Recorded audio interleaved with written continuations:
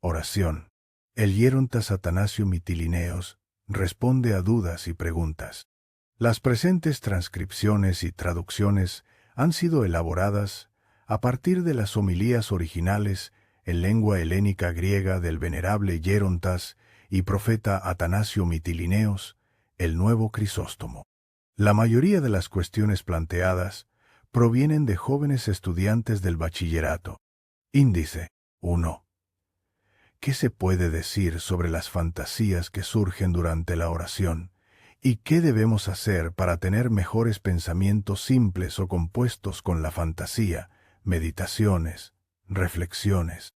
¿De qué manera podemos rechazar los pensamientos malignos y las fantasías? 2. ¿Es indispensable la oración matinal? ¿No basta con la de la noche? 3. ¿Por qué el calor, la alegría y la dulzura de la oración a Jesús y a su Inmaculada Madre no permanecen fijos ni sensibles? ¿Cómo puede uno hacerlos constantes, sentidos y permanentes? 4. ¿Vale la pena continuar con la oración si estoy distraído o no tengo ganas? 5. ¿Cómo puede ser nuestra oración bien recibida y agradable a Dios?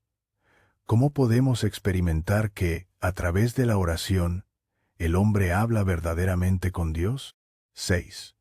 La oración incesante del corazón o de Jesús ayuda a la catarsis del corazón y del espíritu. 1. ¿Qué se puede decir sobre las fantasías que surgen durante la oración? ¿Y qué debemos hacer para tener mejores pensamientos simples o compuestos con la fantasía, meditaciones, reflexiones? ¿De qué manera podemos rechazar los pensamientos malignos y las fantasías? Queridos míos, esto es un problema, y quizás sea el problema número 1 en el ámbito de la oración. Los pensamientos simples o compuestos con la fantasía, meditaciones o reflexiones. En primer lugar, existen los pensamientos propios o particulares. Estoy orando y empiezo a pensar en qué hora es, si me dará tiempo de tomar el autobús, qué diré en el trabajo al llegar, qué voy a comprar en el mercado, y mientras mis labios pronuncian la oración, mi mente corre tras las preocupaciones de la vida. Estas preocupaciones biológicas no son malignas. Los pensamientos verdaderamente malignos aparecen cuando mi mente se dirige hacia cosas viles, indecentes o inmorales. Estos pensamientos fatigan y atormentan al alma humana. Existe también un tercer tipo, si quieren, los pensamientos de incredulidad y blasfemia. Estos pensamientos blasfemos no nos pertenecen, no somos responsables de ellos. Lo único que debemos hacer es rechazarlos y no considerarnos culpables por su aparición. Esta es la clave, no sentirnos culpables porque han venido estos pensamientos, no son nuestros. El diablo nos los presenta, no nos pertenecen y por tanto no pecamos. Si desean profundizar más, lean la bellísima y característica Homilía 23 de San Juan Clímaco. Esto que he dicho es solo una parte. Aún queda mucho por decir y os compartiré qué debemos hacer. Yo ahora os estoy haciendo una homilía. Estamos resolviendo dudas. Supongamos que viene una mosca y se posa en mi nariz. ¿Qué hago? La ahuyento. Da una vuelta y vuelve a posarse en mi nariz. La vuelvo a ahuyentar. Sabéis que las moscas desgraciadamente tienen una terquedad, por mucho que las echemos, vuelven al mismo sitio. El que tiene la mosca se mosquea, dice un dicho popular. ¿Qué haría entonces? ¿O tendría que detener la homilía, o tendría que estar echando continuamente la mosca? ¿Qué preferís? Obviamente, preferimos seguir predicando y ahuyentar la mosca las veces que sea necesario sin interrumpir la homilía. Pues bien, exactamente lo mismo debemos hacer durante la oración. Estaremos siempre luchando para rechazar los pensamientos malignos y viles, los cuales se parecen a una mosca molesta que viene y no nos deja orar. No nos frustraremos, ni nos decepcionaremos, ni detendremos nuestra oración. Al contrario, persistiremos luchando continuamente para expulsar estos pensamientos. Os dije antes, cuando estoy orando, puede venir a mi mente el pensamiento de si tengo tiempo para coger el autobús. Inmediatamente retiro mi mente de ese pensamiento, pero como el espíritu es espíritu, en un momento resbala y otra vez se va hacia el autobús. Entonces, lo recojo y le digo, ven aquí, ¿a dónde vas otra vez? ¿Habéis visto alguna vez cómo una madre agarra a su hijo de la oreja o del cuello cuando se escapa? Así haremos nosotros. Arrebataremos nuestro espíritu y lo devolveremos a su lugar. Él siempre estará intentando escaparse, y nosotros siempre lo estaremos trayendo de vuelta. Esa es la respuesta. Él siempre se irá, y nosotros siempre lo recogeremos. Y el resultado de esta vigilancia, de esta guardia continua y esta ascesis, será que con el tiempo se convertirá en un hábito, en un estado interior. Así como el espíritu se acostumbró a dispersarse, ahora aprenderá a concentrarse. Llegará un momento en que no será necesario recogerlo constantemente, porque ya habrá aprendido a mantenerse recogido por sí mismo. Esto es muy importante. Se trata de un trabajo ascético, de ejercicio espiritual. La ascesis de recoger nuestro espíritu y su energía es el problema más importante dentro de nuestra vida de oración. Yo suelo usar otro ejemplo. Si se te cae la cartera al suelo, ¿qué haces? Te agachas y la recoges. Si vuelve a caer, la vuelves a recoger. Tantas veces como se caiga, otras tantas la recoges. Puede que alguna vez te canses y digas, estoy harto. Siempre se me cae la cartera. La voy a dejar ahí, pero nunca lo decimos. Siempre nos agachamos y la recogemos. De la misma manera, quiero deciros que debemos tener persistencia. Y al final, la cartera dejará de caerse. Como os dije, recogeremos nuestro espíritu con la mente y su energía. Esta es la respuesta a esta pregunta. 2. ¿Es indispensable la oración matinal? ¿No basta con la de la noche? Es un punto muy delicado. Los años que llevo aquí, en Tesalia, este tema sinceramente me ha agotado. Cada vez, lo repito, tanto a pequeños como a grandes. Es casi un estereotipo. ¿Haces oración por la mañana? No, solo por la noche. ¿Y por la mañana? ¿Por qué no? No hay respuesta. Queridos míos, prestad atención. Lo que sucede es lo siguiente. Es un tema de educación. Si algún día vais a ser padres, debéis saber que los padres que no hacen oración por la mañana no enseñan a sus hijos a orar por la mañana. Así de simple.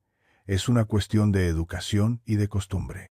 De la misma manera que aprendemos a lavarnos los dientes por la mañana y por la noche, así también debemos aprender a orar en esos momentos del día. No es solo una necesidad, sino también una costumbre. Y, como es obvio, toda costumbre debe comenzar a practicarse para consolidarse. Cuando una persona toma conciencia de que está haciendo algo por costumbre, esa costumbre puede llegar a cubrir una necesidad más profunda. Por lo tanto, ¿debemos orar por la mañana? Por supuesto que sí. Nuestra Iglesia establece que debemos orar tanto por la mañana como por la noche. Y, si queremos ser más exactos, en realidad la oración debería ser incesante. ¿Acaso no dice el apóstol Pablo a los tesalonicenses, orad sin cesar? 1 Tesalonicenses 5, versículo 17. Sí, es bien conocida la oración incesante, que podemos repetir en distintas formas. No importa si la variamos. Podemos decir, Jesús Cristo, Señor, ten compasión de mí. Cristo, eleisonme. Kairi, Señor, perdóname. Kairi, Señor, ilumíname. Kiri, Señor, ayúdame. Kiri, Señor, sáname continuamente. Kyrie eleisonme, compadécete, o ten misericordia de mí. Si ve a alguien pecando por la calle, el creyente dice, Señor, perdónanos. Si escucha a alguien blasfemar, dice, Señor, perdónale, no le castigues. Y así, el creyente ora sin cesar. Nada le impide hacerlo, ni estar con otras personas, ni moverse, ni trabajar. Su oración es constante. Por eso el apóstol Pablo dice, orad sin cesar. Ahora bien, como esta oración continua puede debilitarse con el tiempo, nuestra Iglesia Ortodoxa ha establecido que los fieles hagan oración por la mañana y por la noche. Esto no significa que si uno hace oración continua, no deba orar en esos momentos concretos. Al contrario, la oración matinal y la nocturna son dos puntos de referencia dentro del día, dos momentos definidos en el ciclo de 24 horas en los que el creyente debe detenerse y orar. Por la noche, antes de ir a la cama, hago mi oración y pido a Dios que me guarde mientras duermo. Por la mañana, al despertar, le agradezco por haberme permitido ver un nuevo día y le pido su ayuda para lo que me espera. Tengo tantas cosas que pedirle durante el día que no hace falta detallarlas aquí. Por lo tanto, el fiel debe agradecer, alabar y rogar a Dios, tanto por la mañana como por la noche. Ambas oraciones son necesarias. En el capítulo 16 del libro de la Sabiduría de Salomón, se dice algo muy característico refiriéndose al maná que caía del cielo. Los hebreos recogían el maná, y aunque lo asaban, no se destruía con el fuego, pero apenas lo tocaba un rayo de sol, se fundía, tal como el hielo se derrite en la tierra. Así también el maná desaparecía y no quedaba nada sobre la tierra. Esto fue para que los hijos de Israel aprendieran una lección, que los hijos de Dios deben alabar y agradecer a Dios antes de que salga el sol y que con el amanecer deben encontrarse con Él en oración. Así como el maná se fundía con la salida del sol, también las obras de los hombres, si no están precedidas por la oración matinal, se funden y se pierden. ¿Queréis que vuestras obras se fundan y se desvanezcan, queden a medio hacer, y vuestros propósitos no lleguen a buen término durante el día? Pues entonces, no hagáis oración. ¿Queréis que vuestras obras permanezcan y lleven el sello de la protección de Dios? Entonces, haced oración cada mañana. Y continúa el texto. La esperanza del ingrato es como la escarcha del invierno. Al salir el sol, se derrite y se convierte en agua inútil. ¿Quién es el ingrato? Es aquel que no ora por la mañana, que no agradece a Dios al despertar. Las obras de ese hombre son como la escarcha, se deshacen con el sol, no tienen consistencia ni valor. Entonces, ¿creéis que se debe o no hacer oración por la mañana? El Logos de Dios es claro y categórico. Sí, se debe. Y, finalmente, recordad, la oración matinal es también una cuestión de hábito. Si uno adquiere este hábito, esa costumbre lo llevará naturalmente a cumplir lo que debe hacer. 3. ¿Por qué el calor, la alegría y la dulzura de la oración a Jesús y a su Inmaculada Madre no permanecen fijos ni sensibles? ¿Cómo puede uno hacerlos constantes, sentidos y permanentes? En primer lugar, porque no luchamos lo suficiente. Y en segundo lugar, porque el ser humano cambia constantemente. Vive en un mundo sumamente variable y experimenta esos cambios, alteraciones, lo quiera o no. En un momento puede tener una euforia espiritual y en otro, sequedad. En un momento siente entusiasmo por trabajar espiritualmente y en otro, pereza. Como podéis ver, el hombre se transforma continuamente y vive en un estado de cambio constante, una especie de metabolismo espiritual permanente. Por eso, sentir siempre, de forma continua e irreductible, una emoción, una sensación de dulzura, de calor o de alegría espiritual, como se plantea en la pregunta, es imposible. Para que algo así se acercara a la realidad, sería necesaria una oración incesante y una lucha espiritual muy intensa, como ya os he dicho. Solo entonces el hombre podría llegar a un estado en el que no estuviera sometido a los cambios del mundo presente. Sin embargo, no debemos pensar que estos cambios son solo externos o provocados por situaciones mundanas, como por ejemplo, vino alguien y me hizo daño, me creó una tentación. No. Incluso aunque uno esté completamente solo, estas variaciones y cambios suceden igualmente. ¿Por qué? Porque hay cambios en el tiempo, en la salud, en el cuerpo, y todo esto produce, inevitablemente, cambios interiores, en el ánimo, en el afecto, en la disposición espiritual. Así que, para decirlo claramente, en este mundo, no es posible tener estados espirituales fijos, estables y fervientes de manera continua. Esto debemos comprenderlo profundamente. La estabilidad espiritual perfecta, esa constancia del gozo y la dulzura de la oración, pertenece al otro mundo, a la vida eterna. Además, si no sentimos siempre la dulzura, la alegría u otras divinas emociones espirituales, debemos saber que también hay causas pedagógicas detrás de esto. No olvidemos lo siguiente. Y prestad atención, porque es un punto muy importante. Cuando el hombre comienza su vida espiritual, necesita la gracia de Dios. Esta gracia se manifiesta al principio de la siguiente manera: como alguien que camina delante de nosotros y nos guía.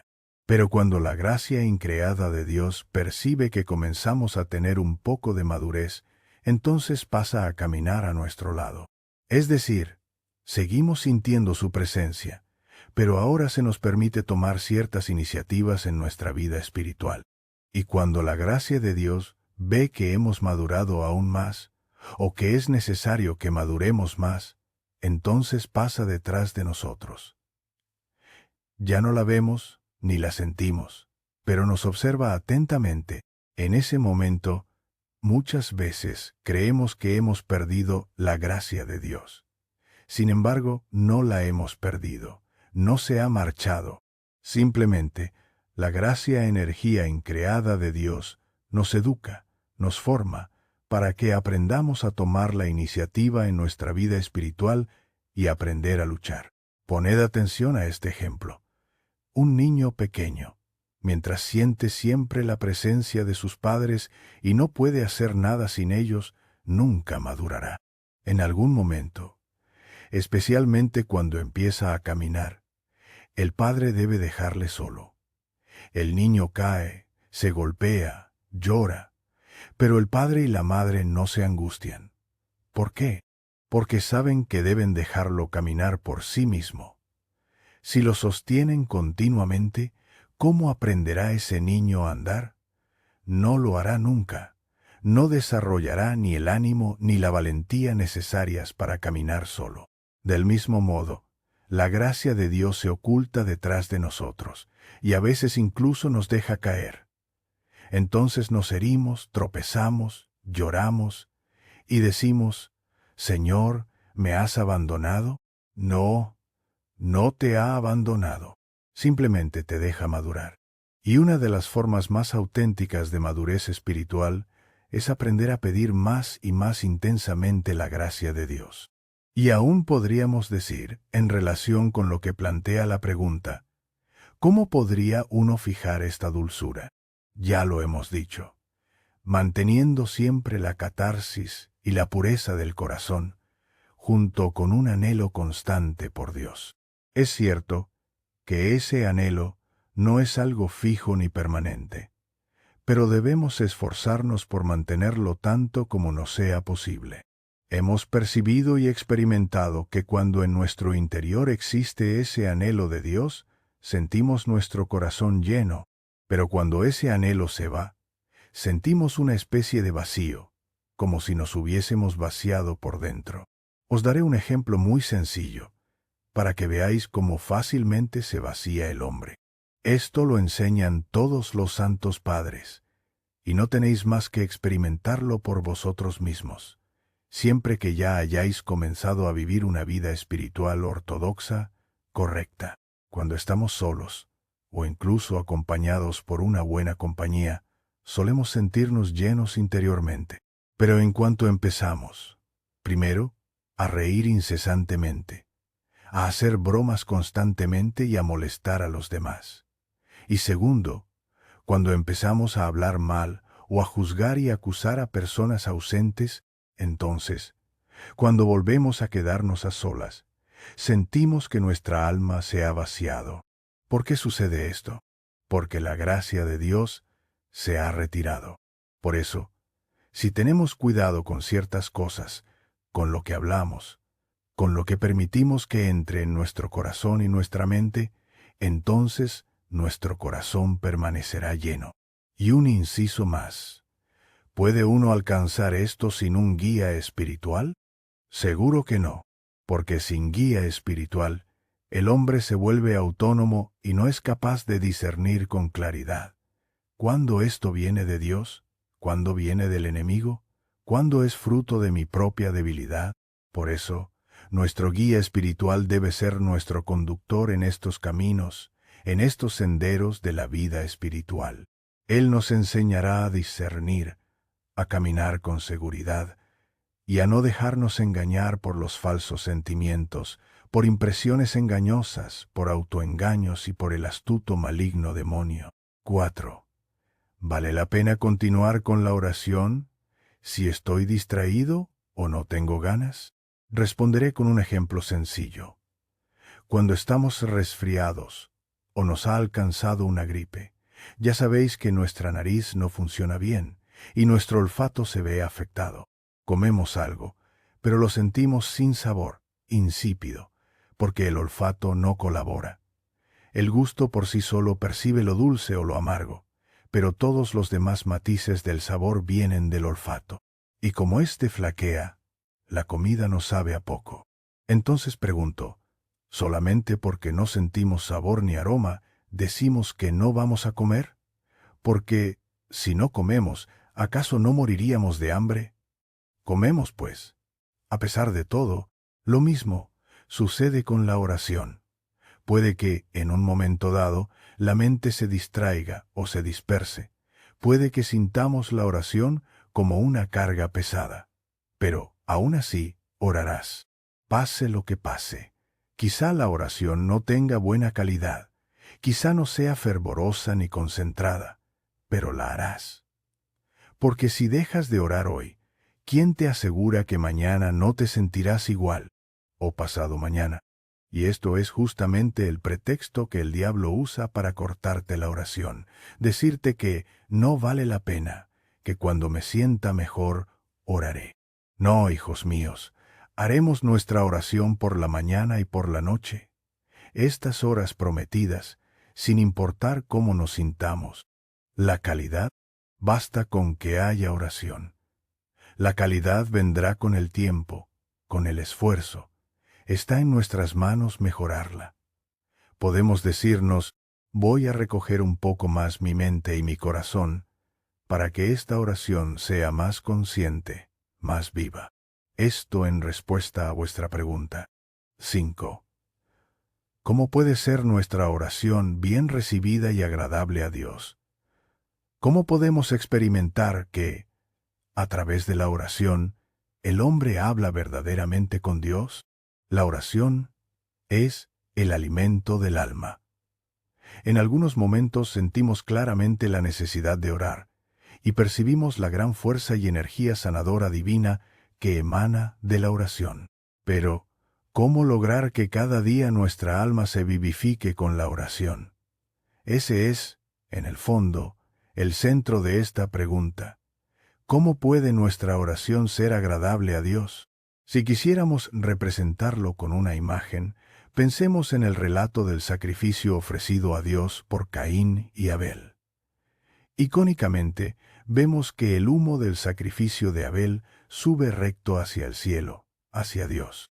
En cambio, el humo del sacrificio de Caín se dispersa, como si el viento lo esparciera oblicuamente. Esto simboliza el rechazo de Dios a aquel sacrificio. Y así fue, en efecto. Entonces, ¿qué es aquello que hace que nuestra oración sea agradable y bien recibida por Dios? La oración es un sacrificio, una ofrenda, especialmente una ofrenda espiritual que el hombre eleva a Dios. Los antiguos ofrecían sus oraciones siempre acompañadas de sacrificios. El cristiano también puede acompañar su oración con elementos exteriores que expresen una actitud de sacrificio y entrega. Por ejemplo, encender el candil cuando oramos. No hacemos oración con el candil apagado. Encenderlo es ya un acto simbólico de ofrecimiento. Encender una vela, paralelamente al candil, tiene el mismo valor. El incienso, igualmente, es una expresión material de sacrificio. Por eso, cuando vamos a la iglesia y encendemos una vela, estamos ofreciendo un sacrificio sin sangre, pues en el Nuevo Testamento ya no se permiten sacrificios sangrientos. Ese sacrificio se ofreció una sola vez y fue el de Jesús Cristo. De este modo, ofrecemos una expresión visible, exterior de nuestra devoción y sacrificio. Pero ahora os pregunto, ¿creéis que solo por encender una vela ese sacrificio ya es aceptado por Dios? Cuando uno enciende una vela, puede ser que diga una oración en ese mismo momento, sea en la iglesia o en su casa. Pongamos el ejemplo en la iglesia. ¿Qué podría estar diciendo interiormente el que enciende su vela? Podría decir, Señor, dame iluminación. O, así como esta vela da luz, haz que yo también sea luz. Porque tú lo dijiste, vosotros sois la luz del mundo. Que yo me convierta verdaderamente en luz y no en oscuridad. O también podría orar. Que mi vida sea una ofrenda para ti y para tu amor. Así como esta vela se consume, que también mi existencia se consuma por amor a ti y al prójimo. Pero también, y atención a esto, puede que alguien al encender la vela esté pidiendo cosas como dinero, éxito en negocios injustos o incluso amoríos ilegales. Sí, muchos encienden velas pidiendo éxito en relaciones impuras o en deseos ilícitos. Y ahora preguntad, ¿qué escuchará Dios de esas oraciones? ¿Veis cómo hay una gran diferencia entre la oración y el sacrificio u ofrenda? Por eso, con razón quien ha hecho esta pregunta se cuestiona, ¿cómo puedo saber si mi oración es bien recibida y agradable a Dios? Y la pregunta es muy válida. Pues bien, os diré algunas condiciones fundamentales para que la oración sea verdaderamente agradable a Dios. Primero y ante todo, la oración debe hacerse con espíritu humilde. Es decir, debe haber una actitud interior de humildad. Acordaos de la parábola del publicano y el fariseo. Dios rechazó la oración del fariseo porque no era humilde. Dice Cristo, ¿quién creéis que fue escuchado, el publicano o el fariseo? Y concluye, el publicano volvió a su casa justificado. Esto significa que su oración fue escuchada. En cambio, la oración del fariseo no fue aceptada. Por eso no salió del templo justificado. ¿Y qué quiere decir humildad? Es muy curioso que uno, estando delante de Dios, se enorgullezca, y no os parezca raro, porque sucede mucho. Os contaré una imagen muy común de cómo los hombres, exactamente, no son humildes delante de Dios. La confesión, ¿qué es? Es un misterio. El sacerdote tiene el sacerdocio y lleva la estola sacerdotal, que es condición oficial del misterio. Cuando alguien se acerca a confesarse, ¿ante quién se presenta? Ante la persona de Dios. Atención, ante la persona de Dios.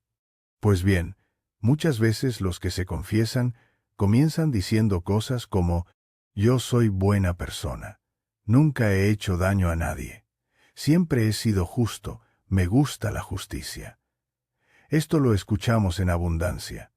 Y yo os pregunto, ¿a qué os recuerda esto?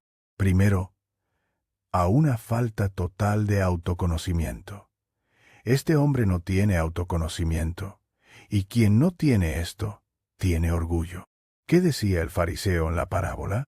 Decía, soy buena persona, doy limosna, hago caridades, no soy injusto, y no soy como aquel indecente publicano, el pecador. ¿Lo habéis visto? Y escucharéis esto muchas veces, y os lo decimos los confesores que lo vivimos a diario. Yo no soy como los demás. Si supierais cuántas veces escuchamos esa frase, os sorprenderíais. Pero, hombre cristiano, ¿a mí, el confesor, me dices esto? Yo no tengo interés en saber quién eres tú. Tú no viniste ante mí, viniste ante Dios. Por tanto, ¿crees que tu confesión será bien recibida por Dios? Sin duda que no. Pues, esto mismo, queridos, se repite también en la oración. Por desgracia, muchísimas personas oran de esta misma manera. Si supierais cuán realista es la parábola del publicano y el fariseo, y cuánto refleja la realidad, entenderíais por qué insisto tanto en esto. Así que, la primera condición para que nuestra oración sea escuchada y agradable a Dios es la humildad. Presentarnos delante de Dios con humildad y con conocimiento de nuestra pecaminosidad. La segunda condición es haber perdonado a tu enemigo. No puedes estar en oración pidiéndole a Dios lo que vas a pedir, mientras tienes maldad en tu corazón contra alguien. Es cierto que Cristo también tenía enemigos, y los santos también. Pero eso se entiende porque los demás tenían enemistad hacia ellos. La cuestión es, si tú tienes enemistad hacia alguien, ese si tú es fundamental. Acordaos de lo que dijo Cristo. Si al presentar tu ofrenda en el altar, recuerdas que tu hermano tiene algo contra ti, deja allí tu ofrenda delante del altar. Ve primero a reconciliarte con tu hermano y entonces vuelve y presenta tu ofrenda. Mateo 5, versículos 23, 24. Es decir, tu oración no será escuchada si estás en conflicto con tus hermanos, especialmente si tú has sido la causa. ¿Qué queréis que os diga? Os lo diré claramente. Hay personas que no perdonan, y dicen cosas como, aunque me vaya al infierno, no te perdono. Esto es terrible. Hijos míos, somos humanos, y en este mundo inevitablemente hay roces y escándalos. Es imposible vivir sin que ocurran fricciones. Pero incluso dentro de este mundo de conflictos, lo que nos corresponde a nosotros es pedir perdón. Nosotros no debemos tener enemigos. Si hay personas que no nos soportan, eso les concierne a ellos. Pero nosotros debemos perdonar, incluso si alguien nos ha herido, molestado o sido injusto con nosotros. Tercera condición para que la oración sea bien recibida. Cuando el hombre es misericordioso. Cuando su oración va acompañada de obras de misericordia, os recuerdo al centurión Cornelio, a quien se le apareció un ángel y le dijo, Cornelio, tus oraciones y tus limosnas subieron a la presencia de Dios que se ha acordado de ti. Hechos 10, versículo 4. ¿Habéis visto? Subieron. Como la ofrenda de Abel, su humo subía hacia el cielo, verticalmente.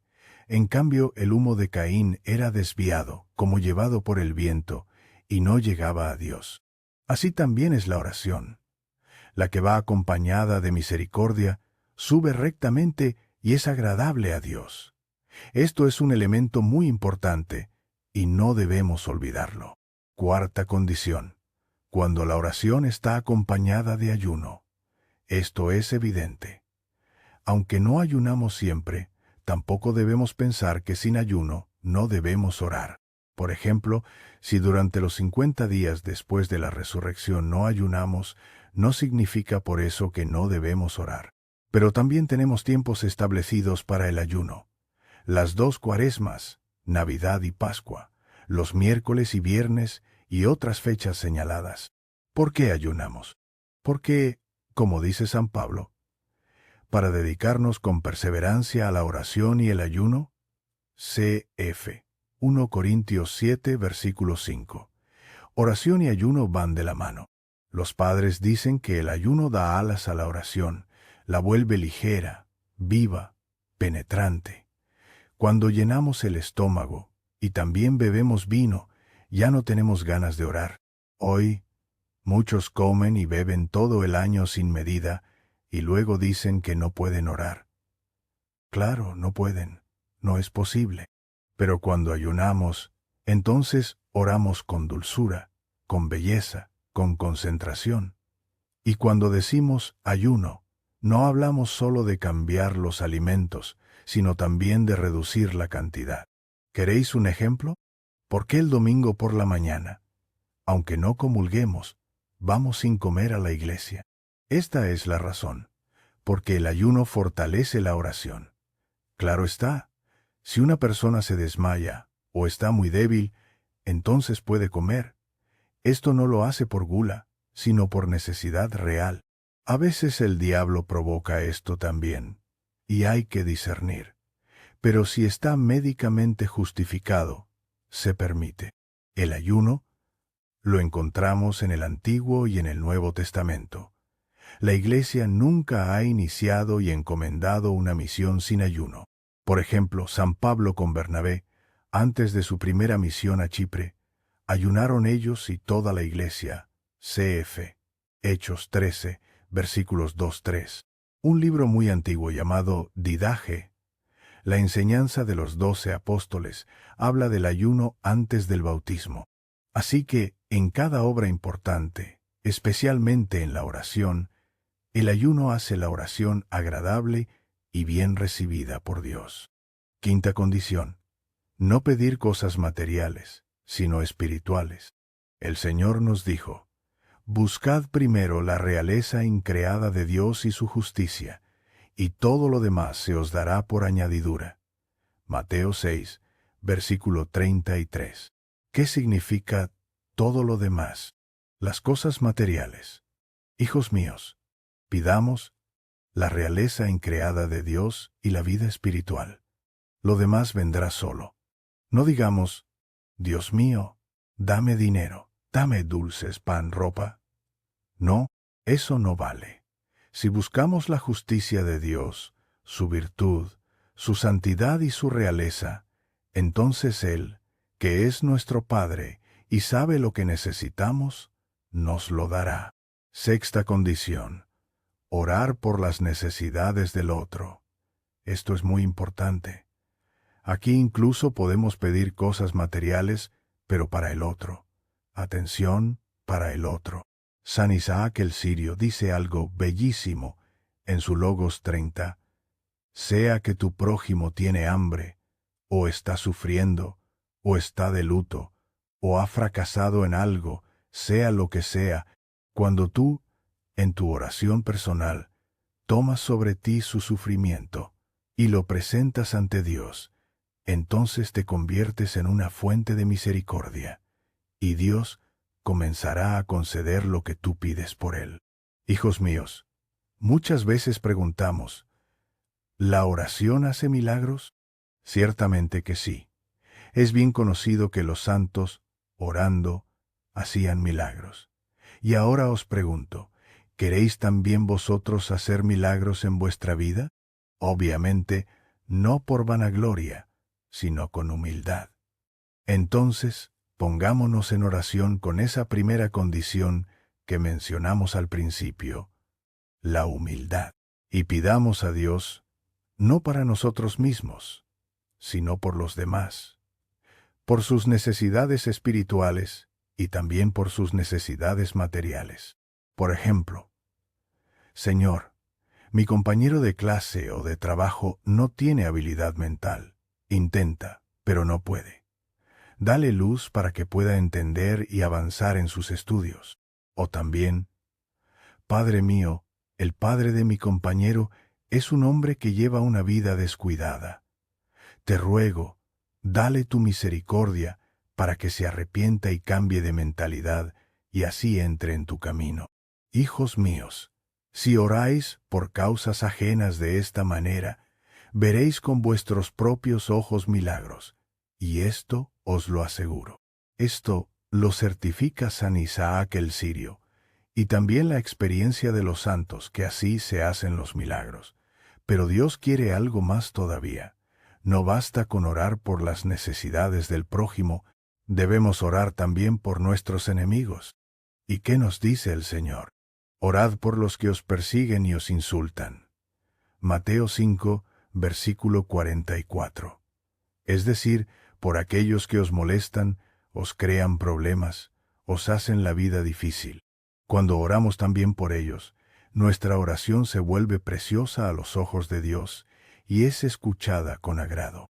Séptima condición: tener fe y amor incondicional, desinteresado a Dios. Cuando encuentras a un amigo o un pariente y sientes simpatía y amor hacia él, ¿cómo hablas con esa persona? Obviamente, la conversación no es fría ni formal. No decimos simplemente, ¿sabes? Te quiero. Eso no se dice así, abiertamente. Pero ¿cómo se expresa el amor? Con el tono, con la actitud, con la delicadeza en la voz, con la ternura en el modo de hablar y comportarse. Es el lenguaje del amor. Así también ocurre en nuestra oración. Cuando amamos a Dios, adoptamos una actitud especial frente a su amor. No somos secos, ni rígidos, ni formales. El hombre que no ama se muestra duro, severo, frío. Pero el que ama es blando, tierno, dulce, tiene una disposición amable, agradable, abierta, y deja que su corazón se derrame en oración, lleno de amor hacia Dios. Octava condición para que nuestra oración sea escuchada: cuando ortodoxamos, es decir, cuando nuestra fe es ortodoxa, verdadera. La oración del herético no es bien recibida por Dios. Por eso el Señor dijo: es necesario orar en espíritu y en verdad. Juan 4, versículo 24. ¿Y qué significa en verdad? Significa que debemos orar ortodoxamente, conforme a la verdad revelada por Dios, no con herejías ni creencias distorsionadas. Novena condición: cuando insistimos en nuestras oraciones, el Dios a veces no da enseguida lo que pedimos, porque quiere que valoremos el don cuando nos sea dado, para que lo recibamos con alegría profunda. Para enseñarnos esto, nos contó una parábola, la del juez injusto. Una viuda acudía cada día a pedirle: hazme justicia contra mi adversario. Pero él, hombre vil y sin escrúpulos, no la escuchaba. Sin embargo, al final dijo para sí: ni a Dios temo ni a los hombres respeto. Pero como esta mujer me molesta tanto, le haré justicia para que deje de venir. Lucas 18, versículos 2, 5. Y Cristo pregunta: si este juez injusto, solo por cansancio, resolvió el caso, ¿no escuchará Dios a sus hijos, que claman a Él día y noche? Por supuesto que sí. Pero Dios quiere que no dejemos de orar, que persistamos, que no nos cansemos, que no abandonemos la súplica. Décima condición. Escuchadla bien, con atención especial. ¿Qué pedimos en nuestra oración? Si ahora os diera papel y lápiz, y os pidiera, anónimamente, que escribierais lo que pedís en vuestras oraciones, no sé lo que pondríais, pero os pregunto: ¿cuál es lo más alto que debemos pedir? ¿Cuál es el puntal de toda oración? Hoy vino una persona importante al monasterio. Se iba de la risa y me dijo: Padre, decidme un consejo.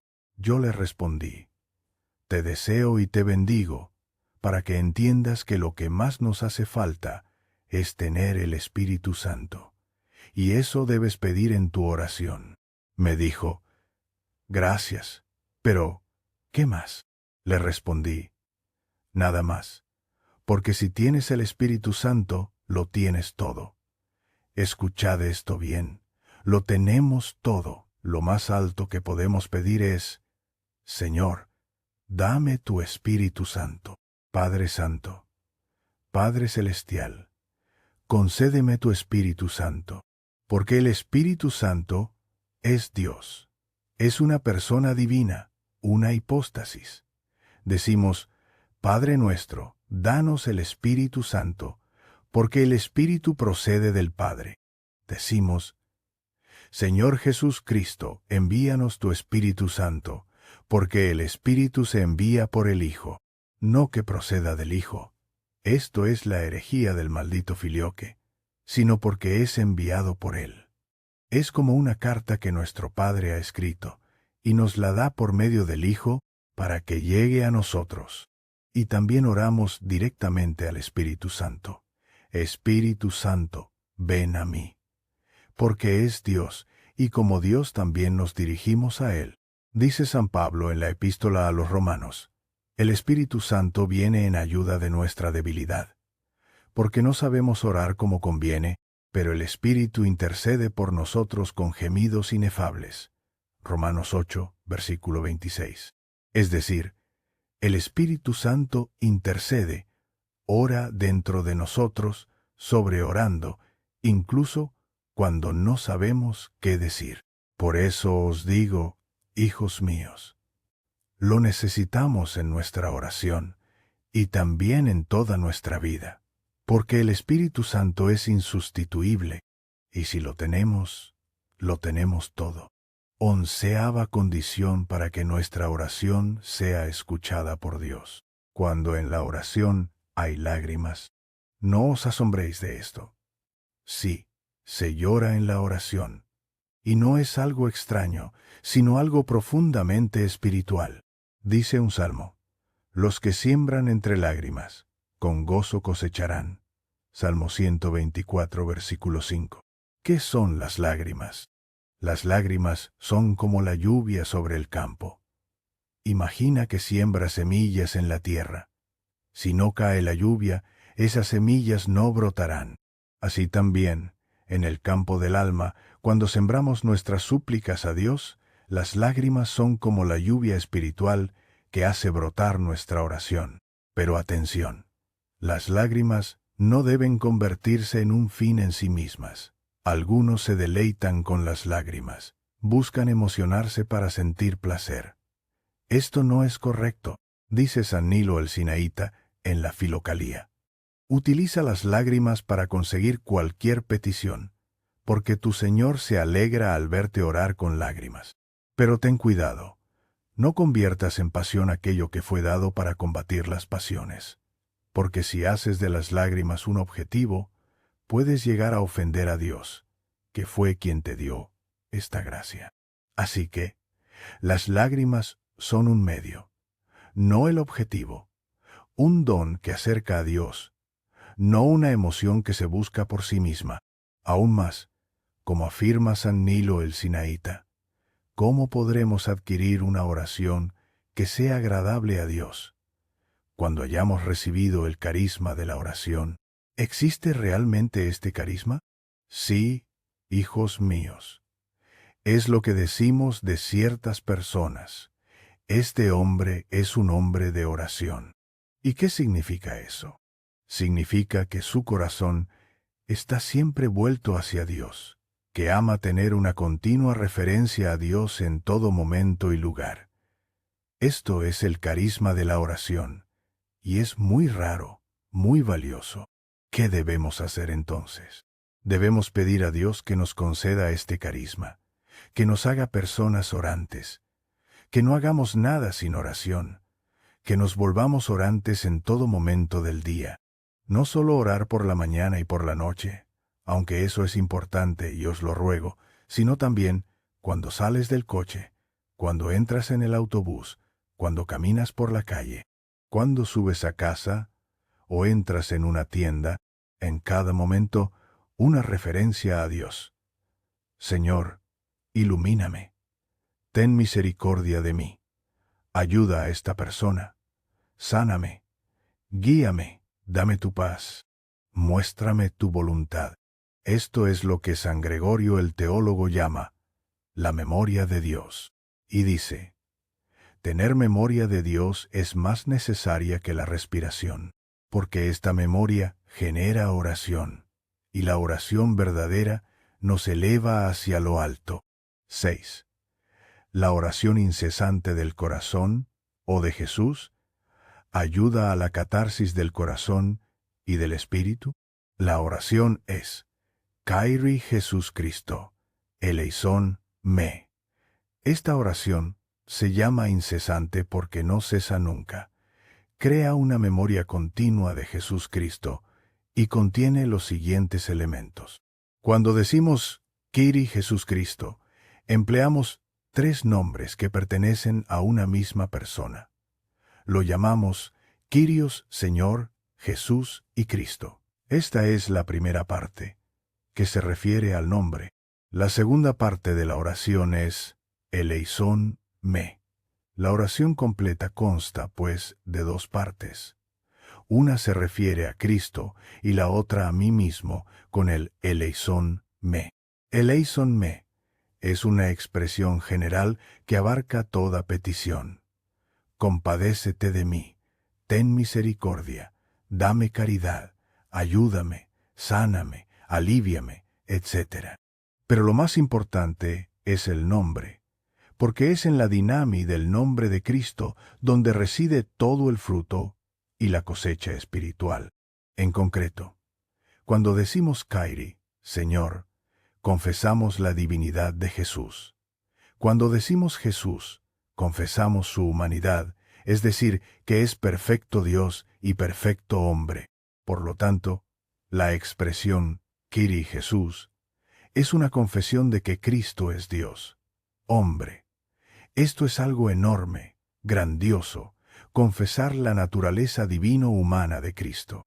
Finalmente, cuando decimos Cristo, confesamos su obra como Dios hombre, el mediador entre Dios y los hombres. ¿Y cuál es su obra? Es la mediación de Dios, es decir, la obra mesiánica de Cristo a favor de los hombres ante Dios. Esta obra comienza, en primer lugar, con su encarnación, su humanización, continúa con su sacrificio en la cruz, y luego con su ascensión al cielo. Allí, Cristo, con solo su presencia, es decir, con su naturaleza humana glorificada, actúa como mediador ante el Santo Dios Trinitario, en favor de nosotros los seres humanos. Por tanto, con estos tres nombres, Kyrie, Jesús, Cristo, confesamos tanto la naturaleza divina como la naturaleza humana, así como la obra salvífica de Cristo. Esto constituye una confesión plenamente ortodoxa. Porque si no confieso a Cristo como Kyrios, Señor, entonces caigo en la herejía de Arrio, quien negaba la divinidad de Cristo. Y si no confieso a Cristo como Jesús, entonces soy monofisita, ya que niego su naturaleza humana. ¿Y cuál es su obra? La obra de Cristo es la psicoterapia, la redención, la sanación y la salvación de los hombres. Cristo no vino a hacer política, ni a darnos de comer con cucharas de oro, ni a cumplir los deseos materiales de quienes, como los de Cafarnaúm, pensaban que podrían seguirlo por el desierto sin trabajar, recibiendo de él en abundancia pan y peces. No, nada de eso. Toda la teología sobre la persona de Cristo se resume en esta breve oración. Kyrie Jesús Cristo. Ahora bien, puesto que te confieso ortodoxamente como Señor, Jesús y Cristo, ahora te digo, eleison me. Y el eleison me es una expresión que abarca toda necesidad personal, cada situación mía, todo lo que me sucede y todo lo que necesito. Y como no sé con exactitud qué pedir, simplemente digo Cristo Dios, eleison me, y Él, que todo lo sabe, sabrá qué darme. Amén. Traducción. Gistos, Gísulas.